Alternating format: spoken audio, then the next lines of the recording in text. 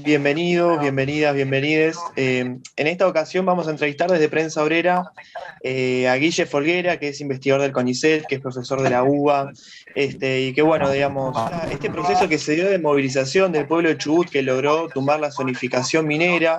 Ahora lo que estamos viendo en el último tiempo es que el gobierno insiste con avanzar con un plebiscito, pero que también desde distintos sectores del gobierno ahora están aseverando que la megaminería no contamina, como se dice, que el impacto no es el que se dice.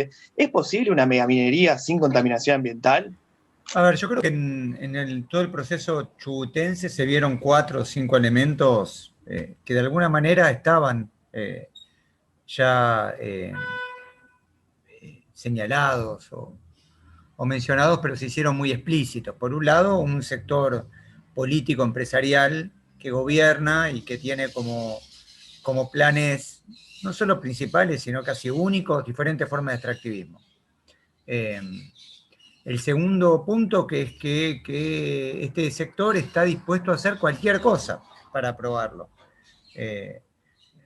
Cuando digo cualquier cosa, digo reuniones express, doblar instituciones, doblar datos, reprimir, ¿no? Un montón de cuestiones que sabemos que actúan así. En tercer lugar, que esto trasciende el signo gubernamental. Esto también es muy importante, digo, se tratan de una verdadera política estatal, sea provincial o sea nacional, o como en este caso las dos, ¿no? Acá hubo un alineamiento muy claro entre el gobierno de Arcioni y el gobierno de Alberto Fernández, pero que trasciende absolutamente signos partidarios particulares dentro de los grandes partidos mayoritarios, ¿no? Justo cuando estamos teniendo esta conversación a pocos días también de la firma de Cabandier por avanzar con un proyecto de extracción de hidrocarburos, es otro tema, posiblemente después hablemos de eso, pero muy elocuente como en ese caso es un proyecto que empieza de Aranguren, ¿no? Y de como ex CEO de Shell y parte del gobierno de Macri y continúa después funcionando. Y después los otros dos signos que me gustaría marcar son signos que tienen que ver, uno con la forma en la cual los aspectos socioambientales son cada vez más una problemática, están actuando como nucleador de muchas de las luchas también que han tenido otras trayectorias, que van de la lucha de laburantes, que en el caso de Chubut también fue clave, la lucha de los derechos humanos, hay una carta muy reciente de APDH, dirigida a Alberto Fernández, muy importante, la lucha de los pueblos originarios, eh, la lucha de los feminismos. Entonces digo, hay un montón de luchas que están encontrando en la cuestión socioambiental un elemento fundamental. Y el quinto y último es lo que significan decantar historias de resistencia, ¿no? Lo de Chubut no nace de la noche a la mañana y nace a partir de un laburo de 20 años, por lo menos. Que por lo menos lo de Esquela hasta acá. Y eso se notó. Digo, a veces se acercan y bueno, ¿cómo ocurrió eso? Y bueno, por un montón de años. Y mucha de la lucha que estamos viendo están empezando a tener un montón de años. Y eso no me parece menor. Así que son al menos, seguramente hay otros aspectos que me están faltando, pero quería empezar por esos 5 aspectos que me parecen claves de lo que fue la experiencia chubutense. Vos mencionabas la cuestión de lo que fue la habilitación de la exploración sísmica y la explotación petrolera en el mar argentino, es decir, un gobierno que viene de intentar avanzar con la zonificación minera en Chubut, que es una verdadera rebelión provincial, digamos, lo logra tumbar y que en cuestión de unas pocas semanas después, digamos, ya intentan avanzar con esta nueva actividad contaminante. Es decir, ¿qué relación ves vos entre una cosa y la otra? ¿No? ¿Cómo ves justamente esta Claro. agenda? Y agregarle con 11 provincias incendiadas, ¿no? O sea, cómo el ministro de Ambiente, al cual se le estaba pidiendo diferentes formas de intervención, se apura además con una medida que ya había tenido mediante instancias, que habrá que discutir qué significan esas instancias, pero como la audiencia pública ya había tenido una fuerte apreciación colectiva de rechazo. Yo creo que están íntimamente vinculadas, creo que hay algunos ejes institucionales que diferentes organizaciones y movimientos, bueno, de hecho, tal como el Partido Obrero, han puesto sobre relieve y otros, que tienen que ver con cómo la deuda externa funciona como una herramienta de instigación y apriete para, en este caso, abrazar los extractivismos y la entrega de territorios.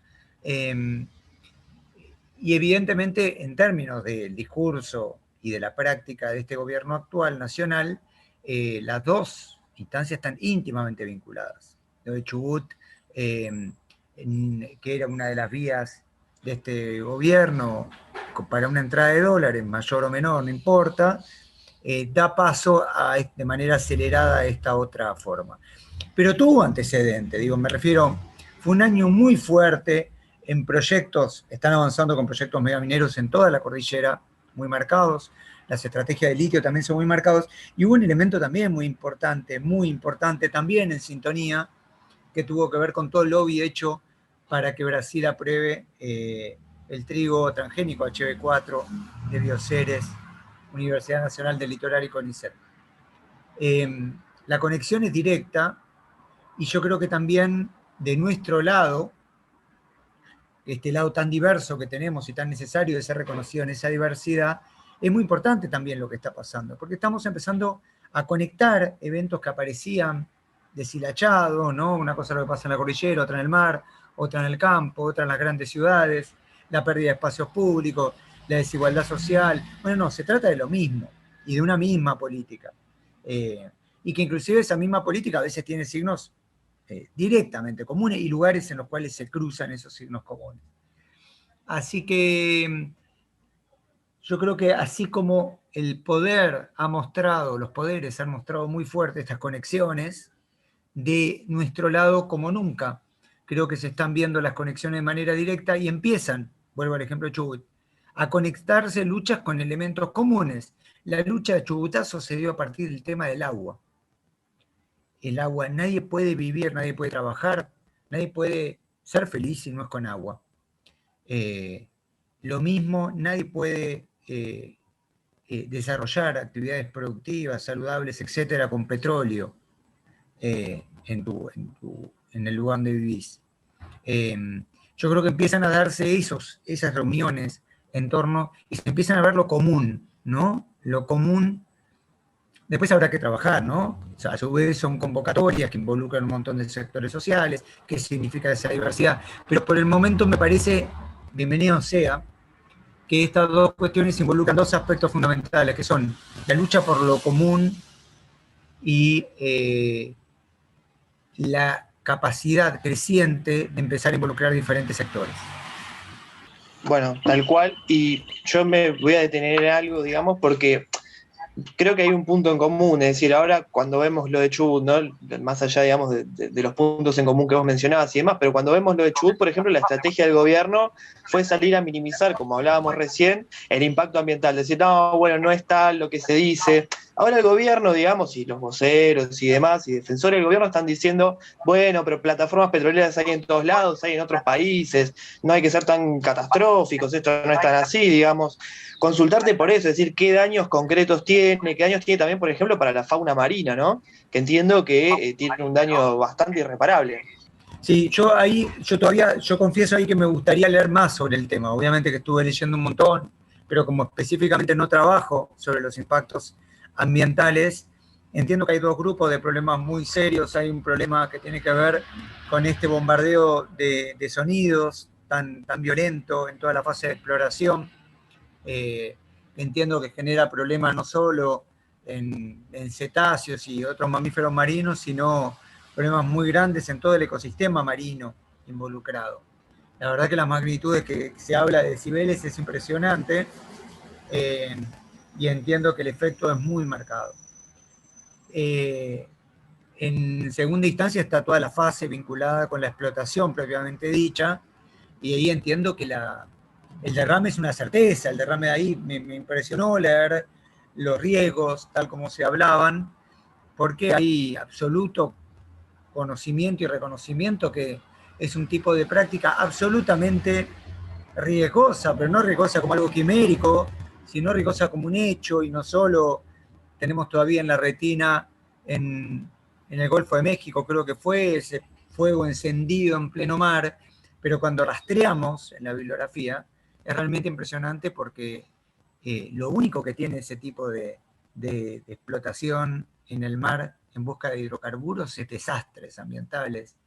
Así que la verdad que tanto en lo que refiere a la exploración como en la explotación, eh, no hay forma que no ocurra.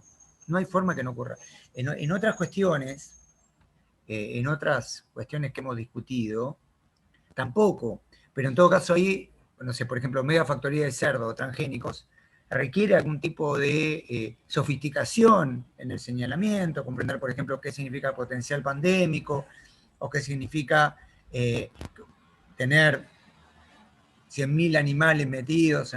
Bueno, acá no hay manera de no comprender que un derrame de petróleo o un bombardeo con sonido va a generar un desastre. Y de hecho, el gobierno nacional no pone ahí el eje.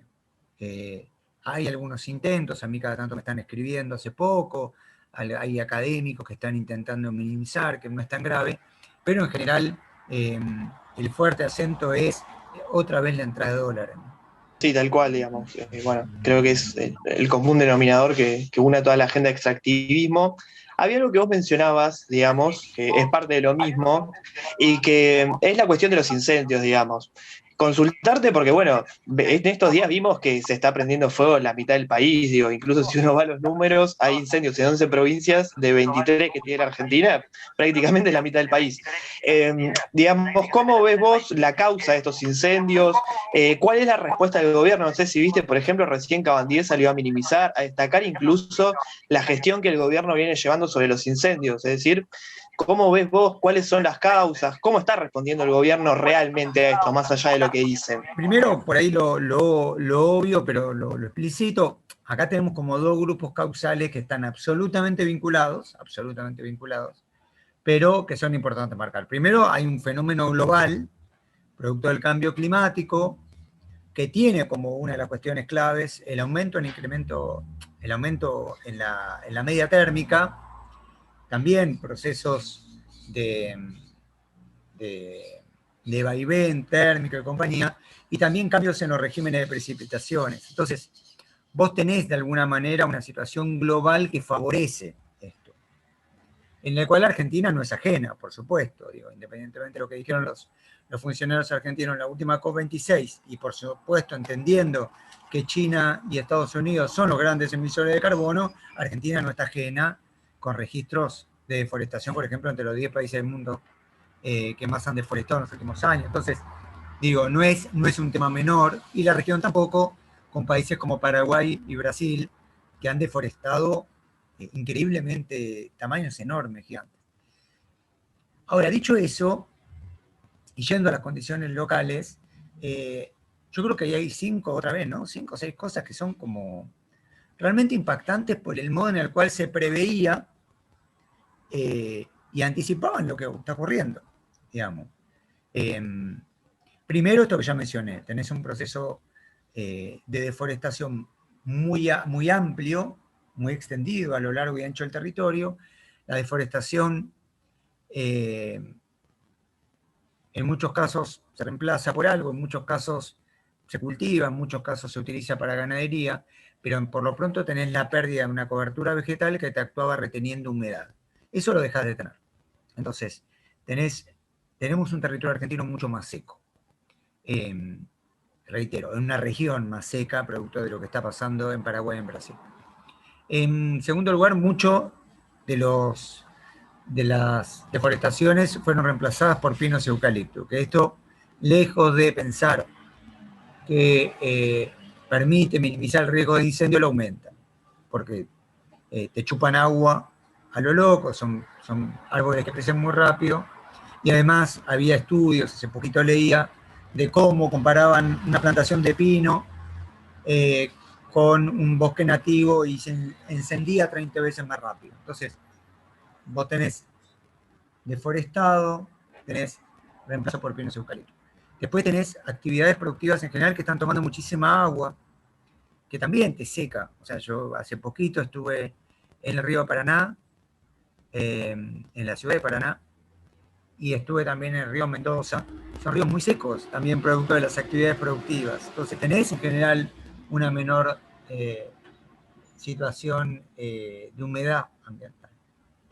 En cuarto lugar, venimos de incendios el año pasado, que me puedo estar equivocando por ahí en algo en los datos, creo que no. El 70% de lo que se perdió el año pasado en territorios fueron por incendios. De esos incendios, el 95% el año pasado fueron intencionales. Y hasta donde yo sé, el 0% tuvo responsables directos. Entonces vos tenés todo un sistema empresarial, gobernante y judicial que no está responsabilizando a los grandes emprendedores. En estos casos, hasta donde sé, mucho de esto no fue intencional, pero no fue intencional en cuanto al fuego inicial, que es un rayo que cae. Después lo que vos tenés son políticas, entiendo, muy fuertes de no consideración material y de recursos humanos para actuar en términos preventivos. Lo cual de vuelta, ¿no? Genera todas condiciones de posibilidad para que esto sea posible. Y después, por último, yo creo que tenés que esto me fue marcado, una impericia total. Una impericia total. O sea, no, todos los registros que están armando, la verdad que es una impericia total, y me han llegado cuestiones de respuesta de funcionarios que no las voy a dar simplemente porque las fuentes que me dijeron son privadas, pero mucho más preocupados por ver si la responsabilidad era provincial o nacional que por apagar el fuego. Entonces, tenemos realmente un sector dirigencial y empresarial que la sensación que queda es que no le preocupa el incendio. Hay la palabra por ahí que lo buscó, que es intencional, quizás no lo podemos hasta no ponerlo, pero no parece ser una preocupación. Yo creo que no es una preocupación porque realmente creo que el proyecto, además de que porque es un proyecto burgués, etcétera, yo creo que es un proyecto urbano, el proyecto montado por todos los partidos mayoritarios. Hoy Argentina está llegando al 95% de personas que vivimos en grandes ciudades, y eso no es un meteorito que nos golpeó, es un proyecto buscado que tiene como varias de las herramientas, una de ellas es esta desidia, entre otros aspectos, frente a los incendios que simplemente parecen estar al ritmo de buenas voluntades locales y de las lluvias, no de otro elemento. Totalmente, o sea, vimos en estos días, por ejemplo, lo que fue, ¿no?, lo de los brigadistas, que también a su vez denunciaron situaciones laborales y demás, paupérrimas.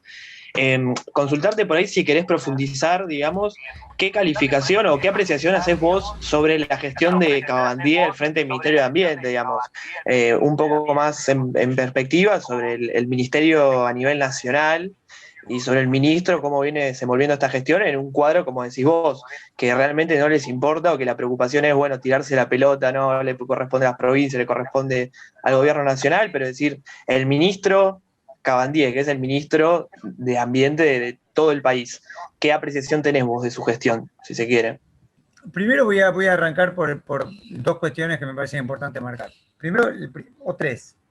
La primera es que cuando Cabandier arranca, por motivos obvios me cae más simpático, me cae mejor que lo que puede ser Rabino Berman, ¿no? O sea, eso empiezo por ahí porque me parece un elemento que he discutido con muchos compañeros y compañeras que me decían, bueno, no vas a comparar. Ahora voy a comparar porque necesito analizar justamente para responder la pregunta política de Estado, pero hay algo yo soy muy cuidadoso y muy respetuoso de lo que significa la militancia, y me parece importante separar lo que significa una persona que viene militando de diferentes maneras, con toda la historia también familiar, de una persona que tiene una trayectoria muy diferente. El segundo de los puntos no me parece menor, que Cabandier, sin experiencia en ambiente, haya sido designado por el gobierno de Alberto Fernández en esa función. Me parece que ahí a los movimientos sociales, a las organizaciones, a las personas que nos hemos comprometido con esta lucha, nos puso en un asunto. porque no dejaba de ser una persona con una historia y con una trayectoria personal que nos obligaba, por diferentes motivos, no sé si a tener cuidado, pero a poner algunas cuestiones en recuerdo.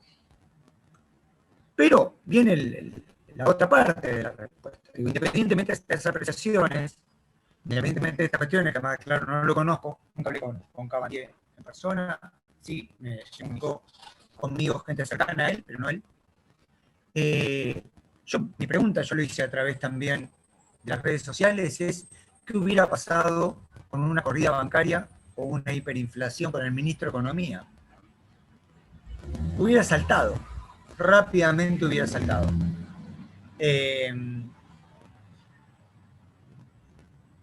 Y acá no saltó. Acá sigue en el puesto, no solo no saltó, sino que durante, por ejemplo, 11 provincias incendiadas, firma algo que desde muchos sectores fue considerado una traición, que es el extractivismo de hidrocarburos en el mar. A todo eso le puedo agregar que se están dando hitos que lo vamos a recordar por décadas. La vamos a recordar por décadas si se dan vuelta, como el Chubutazo, la vamos a recordar si no se dan vuelta. Pero si yo marco que durante la gestión de Cabandier hubo un intento marcado, está bien, dirán que es provincial, ¿no? Pero hubo un intento marcado por implementar la megaminería en una de las provincias que más claramente dijo que no. Si yo considero que el cereal más uno de los cereales más consumidos en Argentina, emblemático, el trigo, que tiene que ver con el pan, más ni menos, se aprobó durante la gestión de Alberto Fernández y de Cabandier, y no escuché mayores objeciones por parte del ministro. Si yo considero que los agrotóxicos se multiplicaron, si yo marco cómo la deforestación continuó su curso en ritmos aceleradísimos, aún en medio de la pandemia, si yo veo los retrocesos ambientales, e inclusive la megafactoría de cerdo, yo en su momento iba a protagonizar un debate en el que iba a estar Cabandier, no estuvo, no fue, allá suena lejísimo, hace agosto del 2020, o sea, julio, y no fue y nunca habló. Yo lo que veo es que es un ministro débil, pero que está cómodo en esa debilidad, que considera que Argentina, lo dijo él en un momento, tiene que priorizar la entrada de dólares y que está buscando la manera de realizar algunos signos, podemos llamarlo así, ambientales, pero que el núcleo duro de esta matriz productivo extractivista continúe. Lo he hablado en varios grupos, discusiones, Cabandier tiene que renunciar, Cabandier no tiene que renunciar. En todos los grupos hay convicción que las medidas no vienen de Cabandier, pero que Cabandier evidentemente está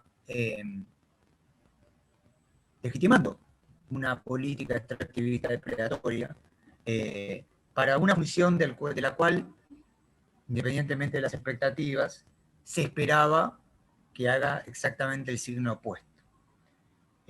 Tengo muy reciente la aprobación y la entrega del mar argentino a multinacionales y al extractivismo, con lo cual me cuesta esquivar mi respuesta hacia otro punto. Y la firma de Cabandier quizás resultó la explicitación de una política que no lo tiene como uno de los grandes impulsores, pero sí un legitimador necesario. Bueno, Guillermo, por último, lo que te queríamos consultar para ir dándole un cierre a la entrevista, que bueno, vos acá mencionabas, ¿no?, la cuestión de la organización popular de movimientos ambientales que la vienen peleando hace años. Por ejemplo, al principio me acuerdo que decías lo de Chubut, ¿no?, que no es una lucha que empieza ahora, sino que viene desde hace décadas. Y esta tarde, ahora en una hora nada más, va a haber una movilización a Plaza de Mayo contra los incendios, digamos, porque bueno, porque apaguen el fuego, contra la exploración sísmica y contra la explotación petrolera en la costa.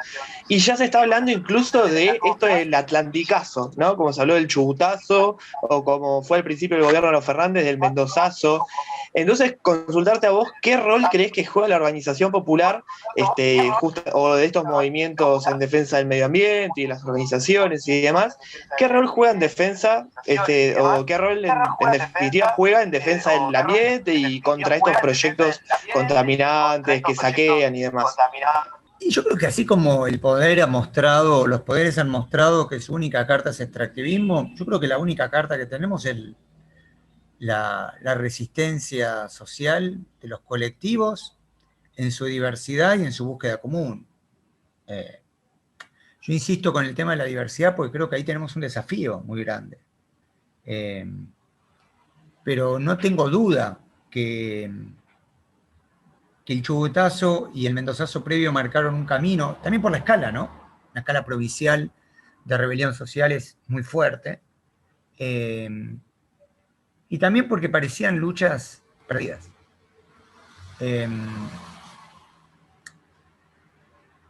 Ayer hablaba con 4 compañeras en un vivo que hice de Instagram de diferentes colectivos de la costa. Y un poco lo que tratábamos de hablar, y bueno, tengamos paciencia y a estas cosas hay que elaborarlas. O sea, es muy grave lo que está ocurriendo, del otro lado no hay ningún signo de pensar o repensarse críticamente estos temas. No hay diferencias entre los grandes partidos. Bueno, la pelota está de nuestro lado, y no caer en la desesperación y reconocer la construcción de tantos años. Creo que tenemos un montón de elementos por trabajar. Uno es muy claro, es la articulación entre diferentes sectores. Yo antes los mencioné, digamos, pero la lucha de derechos humanos, el feminismo, pueblos originarios, laburantes, estudiantes, ambientalistas, son luchas que fueron fragmentadas durante muchos años. Y yo creo que con todo esto se está empezando a reconocer fuertemente el vínculo. El agua es la misma, el territorio es lo mismo. En Mar del Plata van a salir sectores de muy diverso tipo, las salmoneras en Tierra del Fuego se bloquean a partir de la lucha de diferentes tipos. Pero también la lucha de escalas, ¿no? Que la cordillera se sienta una sola, que la costa de Chubut sepa que lo que pasa en la cordillera le afecta directamente, que la sierra, la parte central, la meseta, perdón, chubutense, no es un territorio sacrificable, no puede haber territorios sacrificables. Y del mismo modo esto, ¿no? Comprender que, por ejemplo, una de las cosas que yo en los últimos años estoy pensando tiene que ver con los extractivismos urbanos, y cuando vos te pones a ver lo que hace la gestión de Larreta ante la de Macri, con la pérdida de espacios públicos,